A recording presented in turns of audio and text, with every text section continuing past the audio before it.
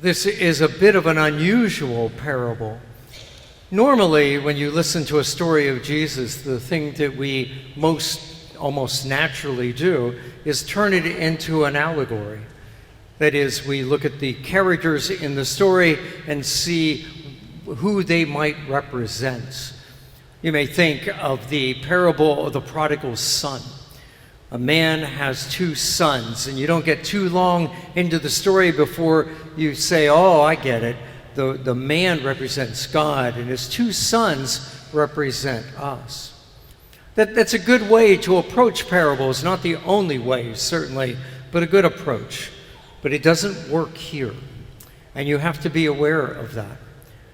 You see, there's this temptation to think, well, the opening line says that Jesus tells the story to teach about being persistent in prayer. And the woman is certainly persistent in the story. And so what you end up with is you start to think, oh, I get it. The woman in this story is us, represents us. And that means the judge must represent God. But that isn't going to work. The judge in this story is not a nice guy. He does not respect man. He does not respect God. That can't be an accurate representation. And so you have to sort of be really careful here and just basically drop any sort of idea of, oh, things in the story represent other things. You do well in this story just to take it as a story. A Bible commentator I read this week helped me get a little more background on this. He suggested that the judge in the story was likely not a Jewish guy, but rather probably a Roman judge, and in maybe a smallish kind of town.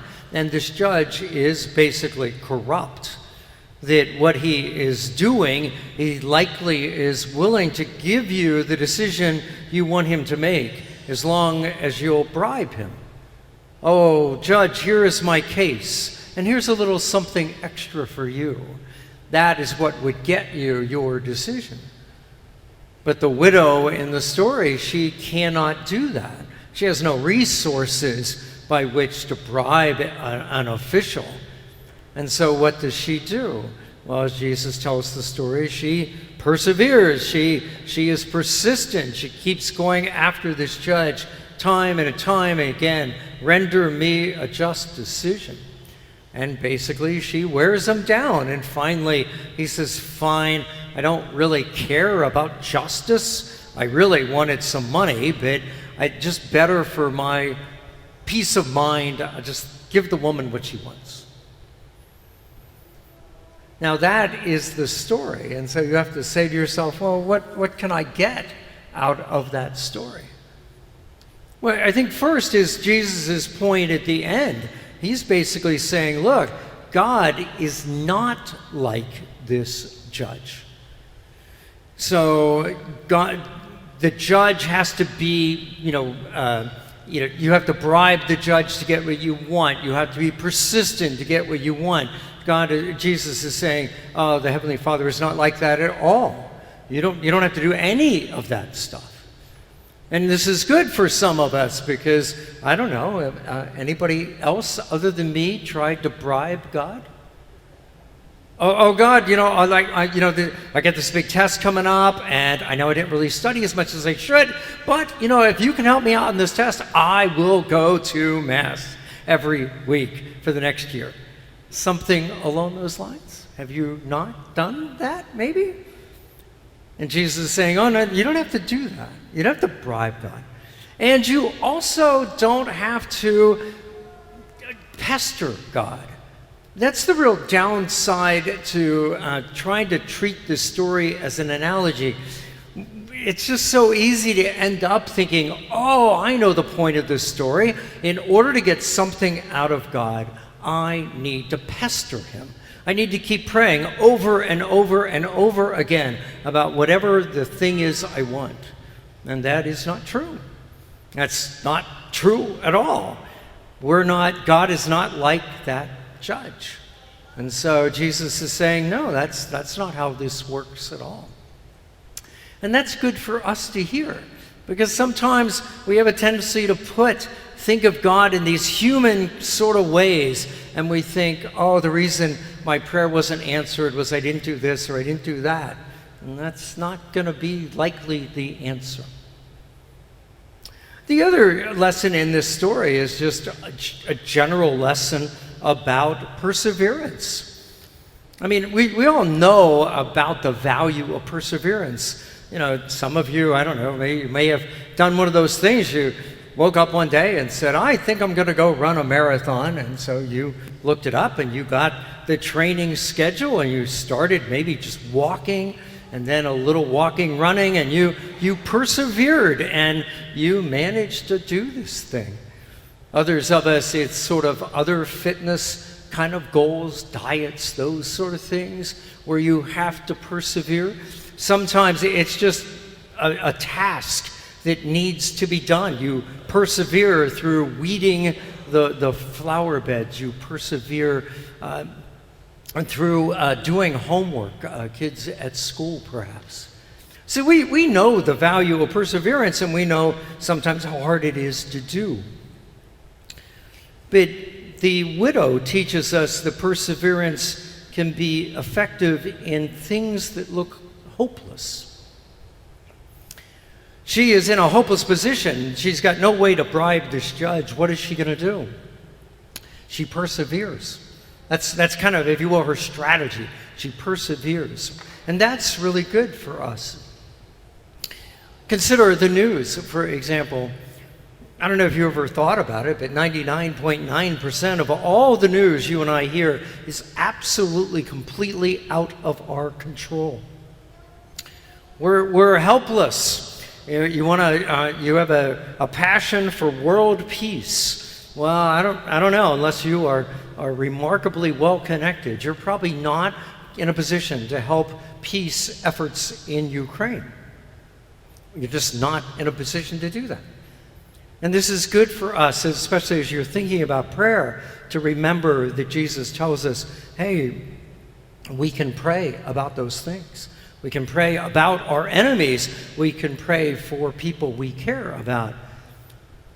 And maybe it seems like our prayers don't do much good, but just like in a diet, if you choose tonight not to eat dessert, that doesn't mean you have lost 5 pounds.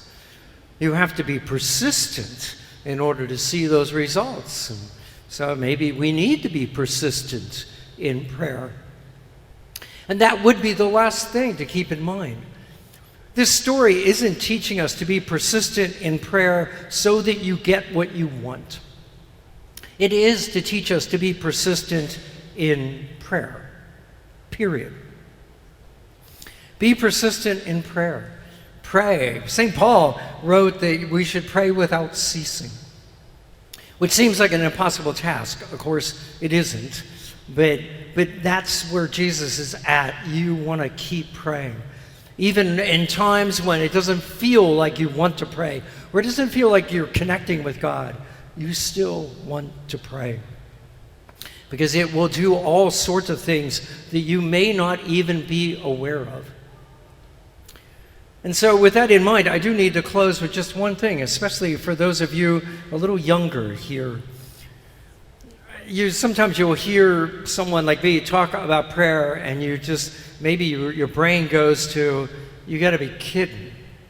Like if you think, I'm going to try to pray 2 rosaries a day, you got another thing coming.